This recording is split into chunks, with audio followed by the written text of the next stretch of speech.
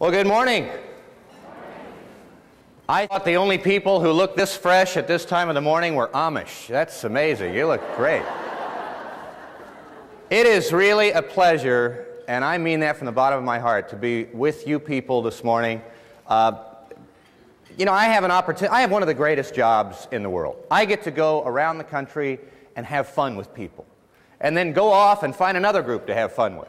So I know it's an enviable job, and I love what I do. And when I get a chance to talk to people who are dedicating their lives to healing and hope, it is really a special privilege. Every once in a while, though, I get a chance to talk to people who are on the receiving end of that. A few years ago, I was invited at a hospital back in Columbus, Ohio, where I'm from, and their cancer services division, they called me up and they said, "We're planning a weekend retreat for our cancer survivors and their families." And they said, what we're doing is we're calling it our We Can Weekend.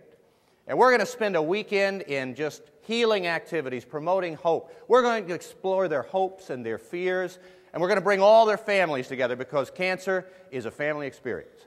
And so I was delighted to put that date on the calendar, but you know what? I was a little nervous because I thought these people are facing different issues than any other group that I've ever spoken to. They're facing issues of life. I wondered, you know, are they going to be able to receive this? Well, it was at a large state park lodge there in Ohio, and the room was not this large, but it was a big room. And I watched the people come in. And a woman came through the doors, and as soon as she came in, she got my attention because she was just an attractive person. You know, but I don't mean like a movie star or something. I mean, there was just something about this woman that drew everybody to her. And you could see, it was just joy. She had a certain joy about the way she moved and how she talked to people, and everybody knew her.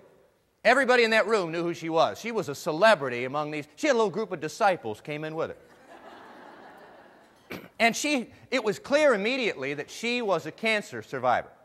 But some of these people had been in survivorship for many, many years. She was going through the treatments right then. And you could tell because she had her head wrapped in a scarf to hide the effects. And yet here she was giving other people around her a reason to laugh, to smile, to be uplifted. And they were drawn to her for that reason because they were getting something out of that. Now she had a t-shirt on that had something written on it. I couldn't see from where I was at the front of the room. But she came right down front to sit. When she got close enough, I read it. It said, "Hair by Chemo." And I laughed at that, and then I stopped. I kind of went, ha ha, ooh. So I thought, you know, we're talking about cancer here. And I think all of us agree, certainly the people in this room, that there's anything in the world that's not funny. It's cancer. But as I heard the two award recipients talking about, the humor is an important part of survival.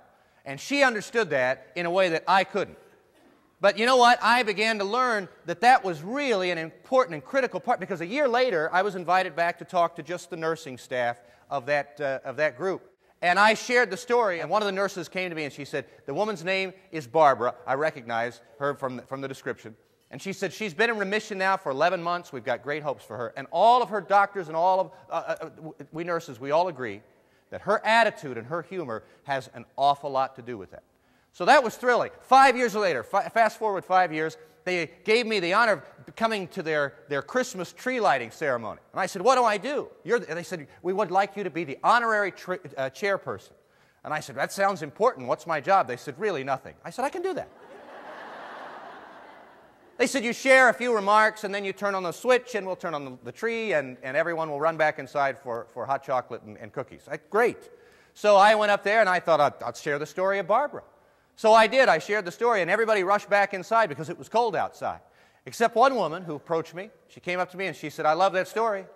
I said, well, you know what? It's helped me, and I know it's helped people in a lot of other areas get their perspective on their problems. She said, you know what? I loved it so much because I'm Barbara. And here was this woman, head full of hair, picture of health. And she said, you know, I've still got cancer, but I've been in remission now going on 5 years. And she said, every day I get up, I have to make a choice. She says, some days it just overwhelms me. Some days I can't make the choice to be in control and to have my joy. She says, but more often than not, I make the choice. And she says, my humor is a part of that. So that was great to have that reinforcement.